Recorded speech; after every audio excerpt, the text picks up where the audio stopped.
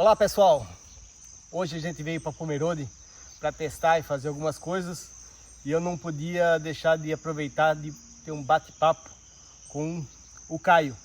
Esse lugar maravilhoso que a gente ama, está do lado da nossa casa e nada melhor do que esse cenário para um bate-papo com esse guri que começou desde pequenininho, que a gente acompanha ele desde os primeiros dias de parapente.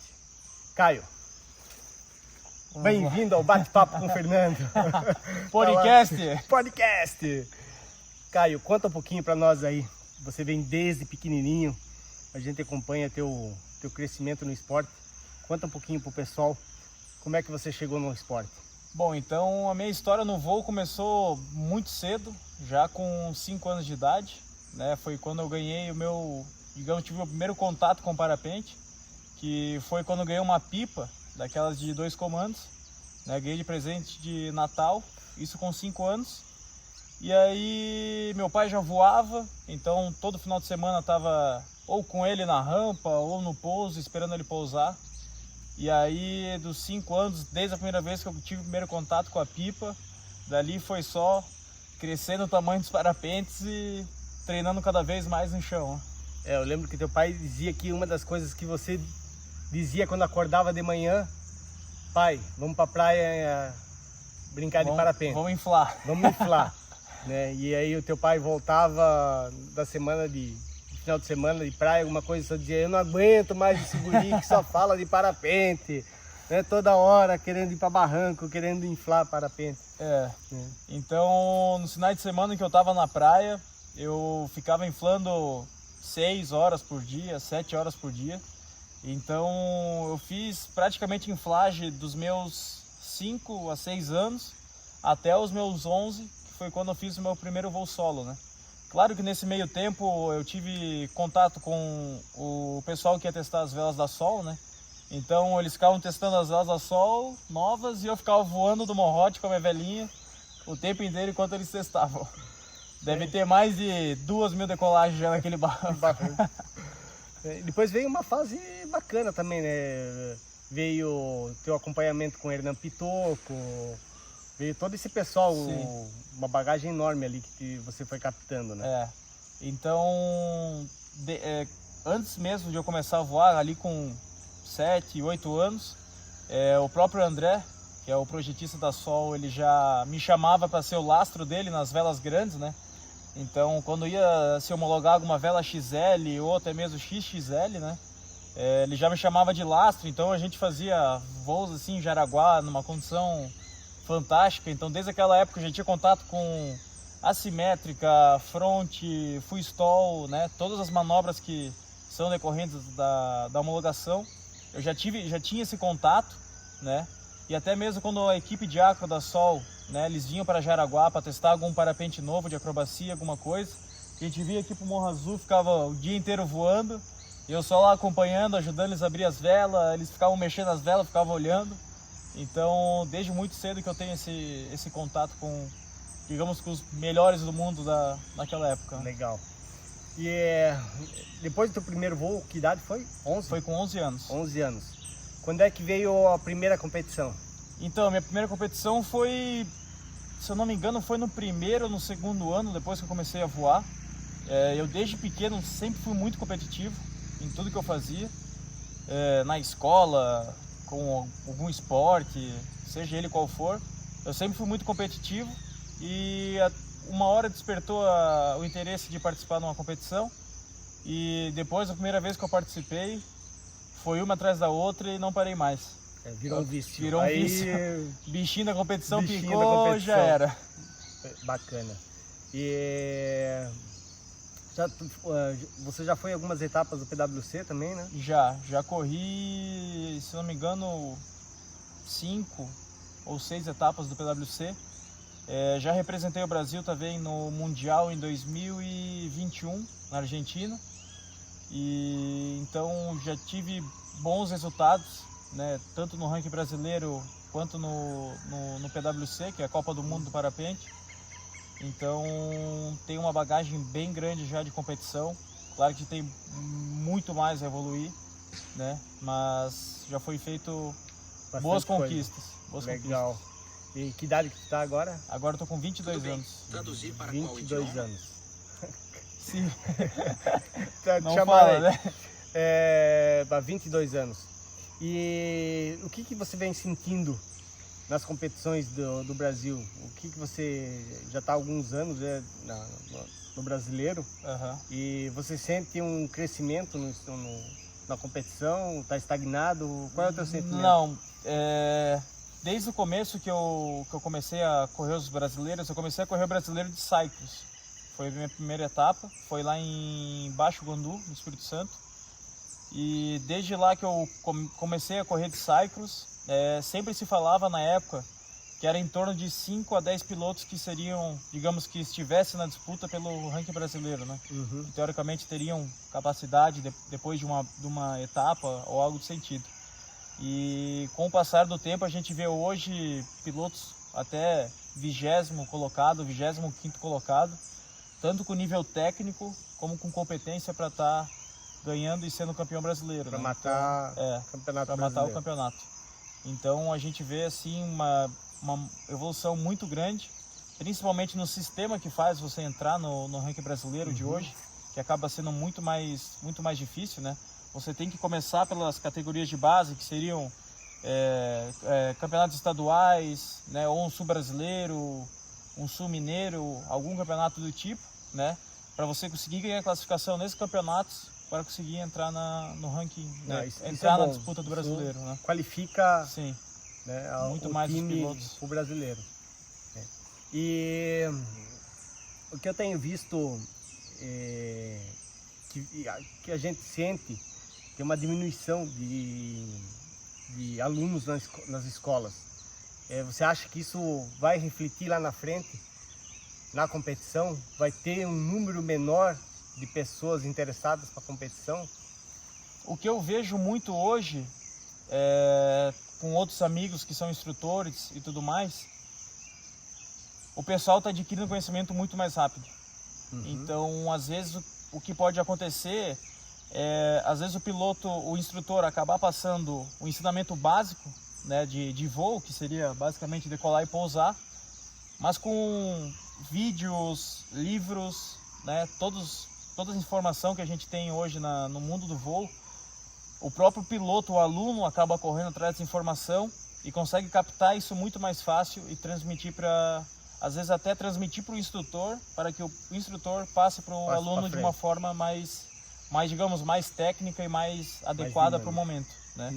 E percebe-se assim que muitos pilotos que estão aí com 1, 2 anos de voo já estão voando velas mais avançadas, né? Já passaram por todas aquelas etapas de CIV, né? De distância voada, de locais de voo. Então isso está fazendo com que a evolução seja muito mais rápida, muito mais acelerada, né? Do que muito tempo atrás. Legal. E agora falando um pouquinho de vela, o que tu sente aí para 2014? O que vai ser na competição de vela? 2024. 2024, né? O que vai vir de competição aí? Então, eu acho que os parapesos de competição hoje eles estão chegando num limite, né? Tanto na parte de segurança quanto na parte de performance. Eu penso que hoje, para se ter um grande salto, como foram as categorias duas linhas, isso vindo lá de 2010, 2012, né? Então, para ter um grande salto como foi as duas linhas, eu acho muito difícil, né? Talvez o que pode vir é alguma questão de material, às vezes material com outra composição ou linhas mais finas e mais resistentes, algo nesse sentido. Eu acredito que a parte estrutural não venha vir muito mais, não vai acontecer mais tanto salto, né? Porque elas já estão assim num limite de segurança, num limite de performance, CNC, né?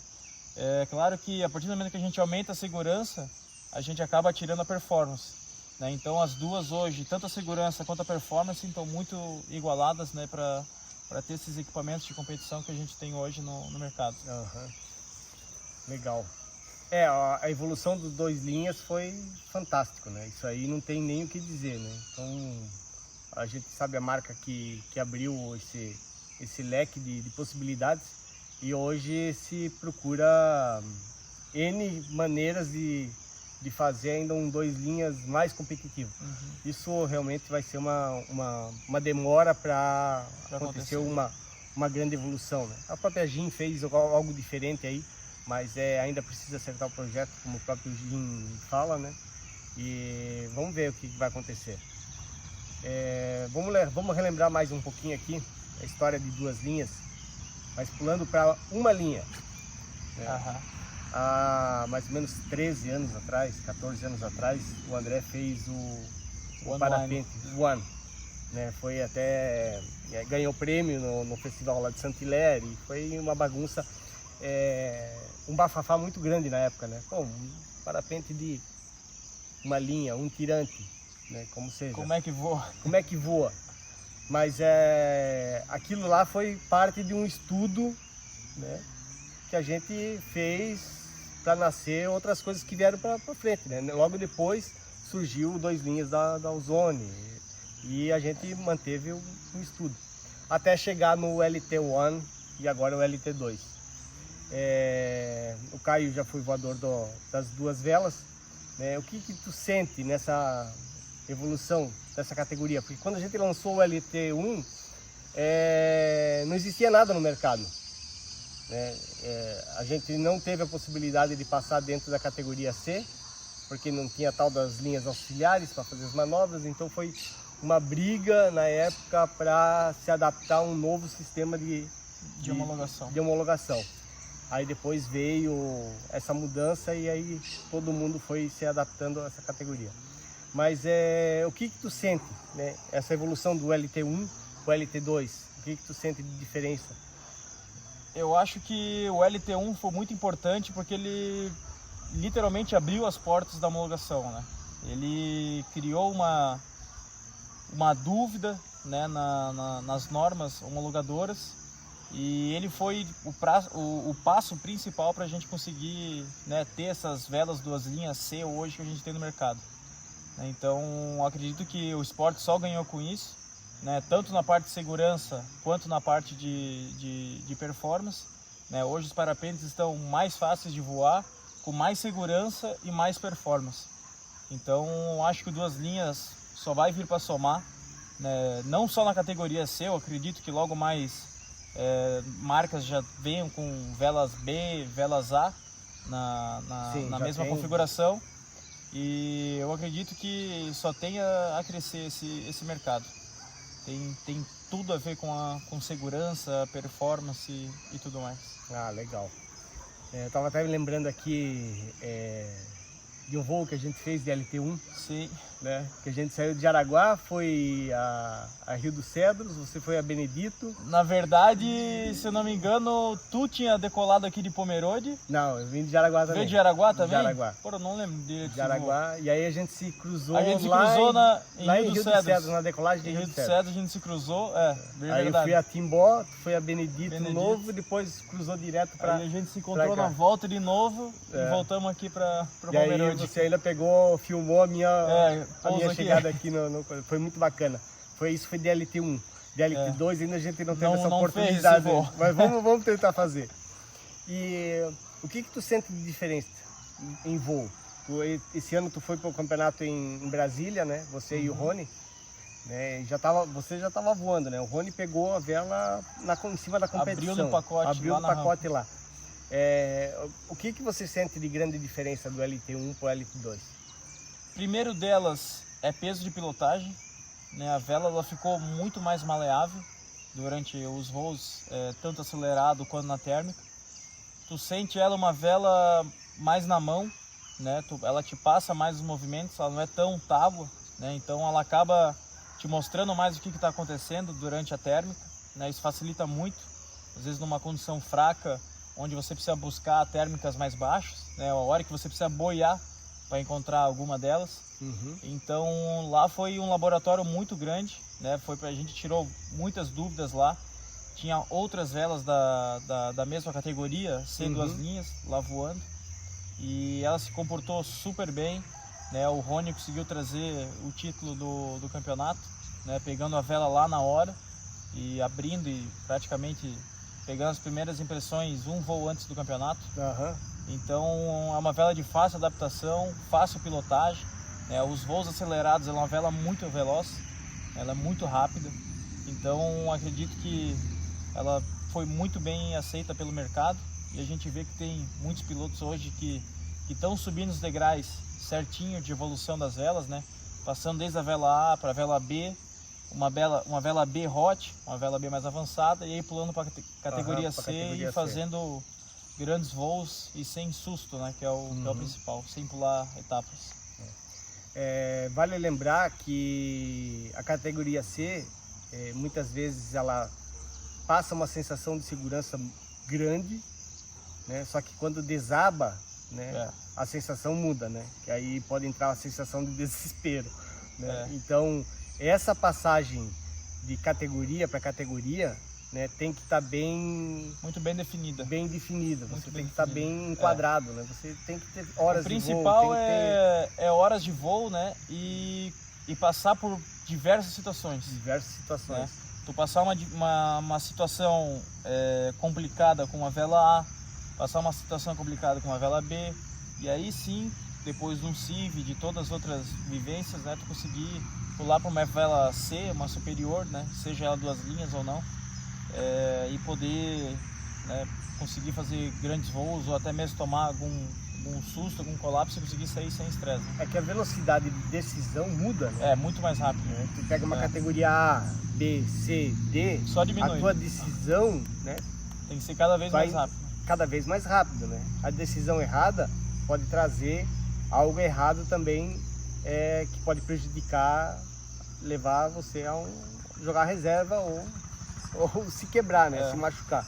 Então, mas como a gente falou, eu acho que a passagem dentro da categoria, né, passar por todos os níveis de voo, de sensações e tipos de voo, que às vezes não é ter 50 horas de voo, 100 horas de voo no mesmo local de voo. Quando você muda de área, você também está mudando o seu jeito, às vezes, de pilotar, né? De reconhecer o local. A tomada de decisão com o local também muda. Então, eu acho que é importante você ficar ligado nisso. Caio, e 2024? Tá acabando a faculdade agora. Graças a Deus. Vai ter teu trabalho que você vai apresentar agora, né? Um trabalho bem bacana, por sinal, eu acompanhei bastante a montagem desse trabalho. O que vai ser 2024? O que tu vai buscar para 2024? Então, 2024 manter os mesmos campeonatos, né? Desde a origem, de onde eu comecei, que seriam os campeonatos catarinenses, né? Correr todas as etapas do catarinense, campeonatos sul-brasileiros, né? Alguma outra etapa, às vezes mineiro ou até mesmo paulista, né? E campeonato brasileiro também a gente vai ter 2 etapas que já foram definidas, que vai ser, se não me engano, Castelo e Andradas, se não me engano, e possivelmente algo na Copa do Mundo, né? Até porque ano que vem vai ser a seletiva da equipe brasileira, que vai voar o Mundial em Andradas em 2025. Então, ano que vem vai ser o ano de classificatória. Então, é muito importante, ano que vem, não buscar resultados no ranking, né? Mas sim trazer boas notas durante o ano todo para que fazer um somatório consiga ter um somatório bom das 6 notas para conseguir entrar na equipe brasileira. Legal. Vamos ficar na torcida, então, para esse belo resultado ficar no Brasil, né? Vai para fora, mas o sangue é brasileiro. E a história do Hike and Fly? Como é que fica para 2024? Depois que eu participei da etapa aqui de Jaraguá, eu confesso assim que foi um esporte que me chamou muita atenção. É algo assim que eu nunca imaginava que ia encontrar de novo no voo, né? Porque muitas vezes quando a gente participa de competições de race, a gente acaba perdendo um pouco da essência que é realmente o voo, né? Que é aquele companheirismo, um tá lá torcendo pelo outro, né? Pelo resultado do outro. E aqui no Hike and Fly, a primeira coisa, a etapa de Jaraguá que aconteceu, a primeira percepção que eu tive é de que não importa a colocação que você chega, né? E sim o quanto que você se superou, né, para chegar até o fim da prova. E isso ficou muito presente durante o final de semana, os 2 dias de prova, né? A gente teve assim situações extremas de clima, muito calor, né, pouco voo, então provou assim o nível físico do pessoal extremamente, né? Subir no Morro das Antenas ali com 9, 10 km de subida, aquele asfalto escaldante na cara.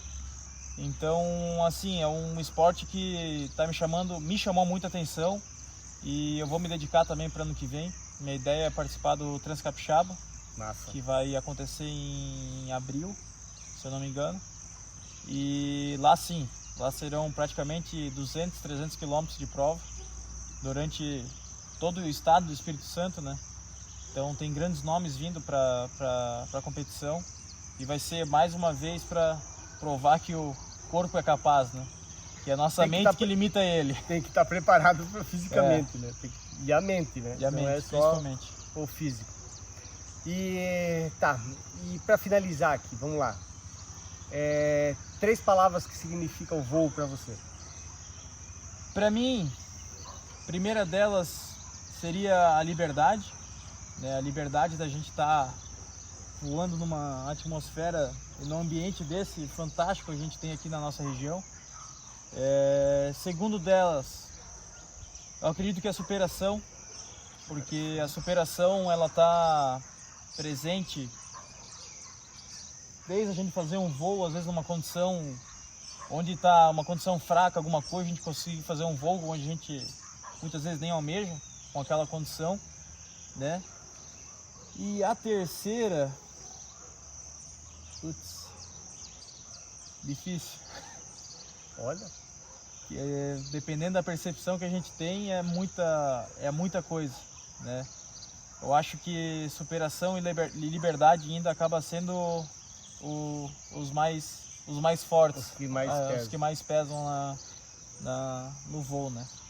E a superação ela pode vir tanto da parte do piloto quanto até mesmo você realizar um voo com uma pessoa, né? Eu como eu trabalho com voos duplos também aqui na região, eu às vezes fico mais empolgado do que o próprio passageiro, né? Porque às vezes a gente faz um voo assim, animal, entra na nuvem, dá um baita rolê lá nos 3 picos em Jaraguá, ou até mesmo aqui em Pomerode. E eu digo que os voos assim que... A terceira palavra pode ser emoção. Emoção.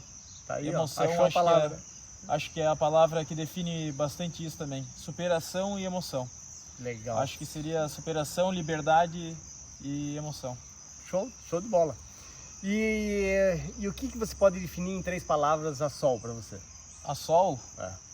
Para mim eu posso chamar de mãe, porque desde que eu tenho 5 anos eu tô lá dentro.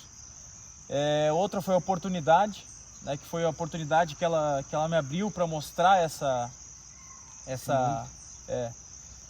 E a terceira, eu diria eficiência, porque hoje muito do conhecimento que eu tenho na parte do voo, sendo ele da parte de projetos ou até mesmo de conhecimento de vivências de voo do dia a dia, veio de lá, né? Então eu tive bons professores lá dentro, tanto na área de projeto, tanto na área de voo, né, que hoje posso dizer que eu cheguei onde eu cheguei por conta deles.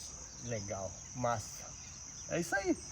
É uma vivência, né? São dos 5 aos 22, né? De puro voo. Só 17 anos. Só 17 anos.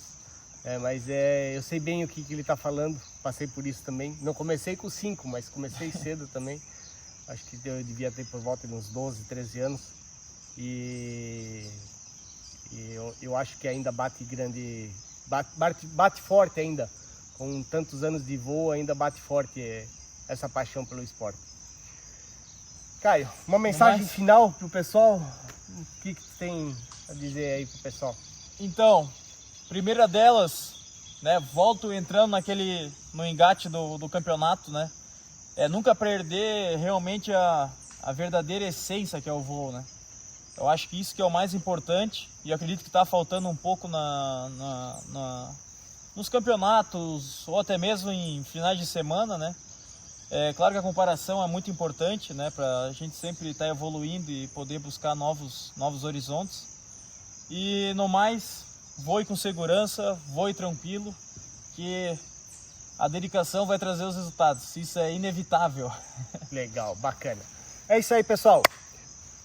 É bacana demais fazer esses bate-papos, né? Porque a gente às vezes passa o dia a dia correndo, as pessoas estão aí na nossa frente, a gente nem conversa direito, é trabalho, corre para lá e para cá e a gente não para conversar. Mas hoje é uma quarta-feira, né? Agora são aproximadamente 5 horas da tarde e nós temos isso. Tá ruim de visual, não? Tá ruim de visual, né? Condição tá meia boca também. A condição tá aquilo. E é assim que a gente vai terminando. A gente espera alegria, felicidade, muitos voos, segurança em primeiro lugar. Cuide da sua família, cuide da sua qualidade de saúde e voe bastante. É isso aí, pessoal. Abraço e até a próxima. Valeu!